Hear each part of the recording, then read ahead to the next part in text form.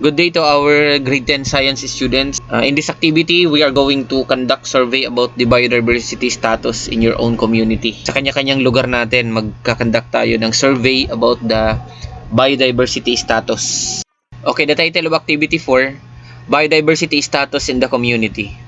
You need to gather data about the status of biodiversity, population density, and carrying capacity of your locality to determine the effects of these concerns on the economic, environment, and social aspects of your community. So dito po malalaman natin ang ano bang kalagayan ng iba't ibang komunidad. So magkakaroon tayo ng awareness. Ano ba yung kalagayan ng biodiversity, population density, and carrying capacity ng lugar kung saan tayo naninirahan. So use the guide questions below to plan out how you will accomplish the task. Okay, ito yung mga guide questions. Based dito sa mga guide questions po na to, create kayo ng questionnaire na gagamitin ninyo sa gagawin ninyong survey and interview. Number 1, what will be the task of each member of your group? So, sa groupings po natin, bigyan natin ng kanya-kanyang task para naman ba't iba yung gagawin ng bawat members of the team. Okay, what are the possible questions that you will ask in your survey or interview? So, magagawa kayo ng questionnaire based dito sa number 2 ito. Ano yung mga itatanong ninyo na masasagot itong mga data na kailangan nating hanapin about biodiversity, yung iba't ibang uri ng living things sa ating kapaligiran or sa ating community. Gaano na ba karami ang population ng tao at iba't ibang organism? Pwede din yung pong itanong yung mga endangered species. Ano po yung mga posibleng paubos na uri ng hayop sa inyong community? Okay, number 3, guide question. Who are your target respondents for your survey or interview? So, usually po, re-recommend ko dyan sa inyo, syempre, yung mga nasa officials, government officials.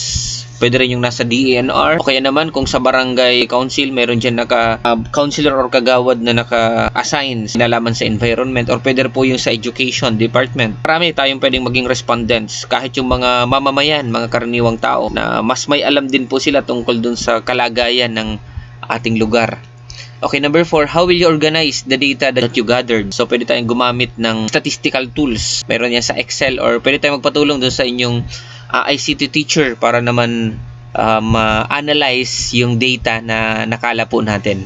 Okay, number 5, what are the possible ways that your group can do beyond class hours to complete your learning task? So, para wag maapektuhan po yung oras ng klase sa ibang subject, gagawin niyo po ito if after class. Kaya Saturday or Sunday pwede po. Or hapon after class, mga 5 o'clock, pwede pa tayong mag-conduct ng kahit 1 hour interview within the locality kasi sariling lugar naman po natin yung ating kagawa ng pag-aaral tungkol dito. Okay, take-home task, conduct a survey or interview at the local Department of Environment and Natural Resources Office or DENR kung malapit sa atin. Pero kung medyo malayo nga po, pwede na doon sa within the barangay unit, ano po, yung sa barangay council. Ito po yung magiging guide natin na table dun sa mga kukunin natin na data. Complete the table below based on the data gathered from the survey or interview. Status of local biodiversity. Ano ba yung kalagayan na po ng biodiversity ng inyong lugar? And then, sa second column natin, threats faced by local biodiversity. Ano po yung mga banta na kinakaharap ng biodiversity nung baka mayroon ng dahilan dyan kung bakit nauubos yung mga iba't ibang uri ng hayop dyan sa inyong lugar.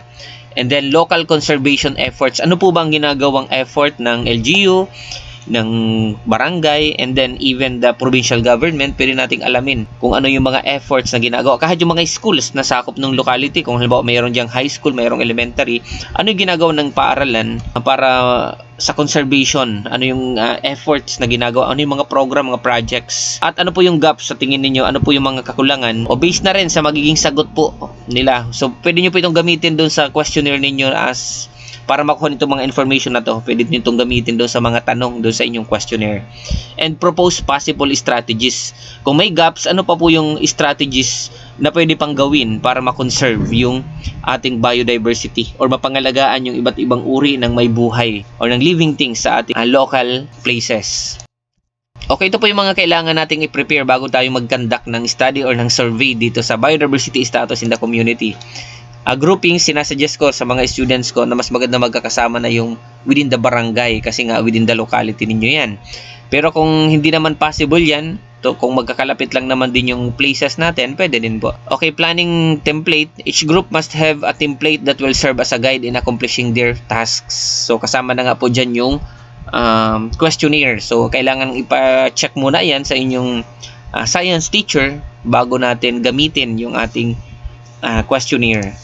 Okay, monitoring guide, checklist, logs, collaboration, checklist, rubric, o self and peer assessment form, and the like are important tools to prepare. Communication letter for the involved stakeholders. Siyempre, kung tayo ay pupunta sa barangay, mag-i-interview, kailangan natin magbigay ng communication letter.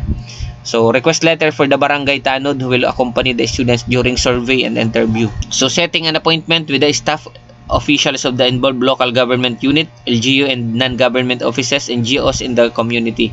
Kung may mga alam po kayo dyan ng mga non-government agency or organization, mga NGOs, na may kinalaman or may concern about the environment, pwede po natin silang interviewin. So advance lang yung magiging appointment natin. Okay, syempre parents consent, kailangan niyo po 'yan. And then letter to secure permission in accessing relevant information from involved local government. So kung kailangan natin humingi ng mga exact data or information sa interview natin, lalo na sa munisipyo, kailangan natin na letter, yung request. Assessment tools, scaffolds that will guide and help students in accomplishing their tasks, such as rubric, collaboration, checklist, group contribution form, self and peer assessment form, task and learning log, and accomplishment task checklist. So, ito pong rubric, ipo-provide po yan ng inyong science teacher, at iba pa po ditong mga checklist. Okay, send communication at least 1 week before the activity to ensure confirmation and avoid unnecessary incidents that may affect the activity.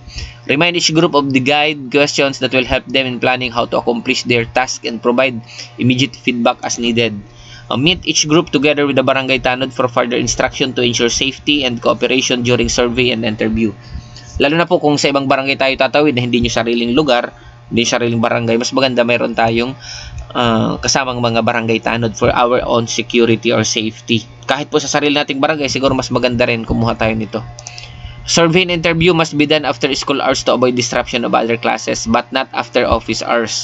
So, yung 4 to 5, pwede pa po yun sa mga students. For ICT skill teachers, you may want to explore the thinking tools of Intel for a more engaging, easy analysis of the gathered data. Statistical tools, pwede tayong mag-request. Kung marunong naman tayo dyan sa mga software na kung tayo mga ICT students din, karamihan, pwede na natin gawin yan.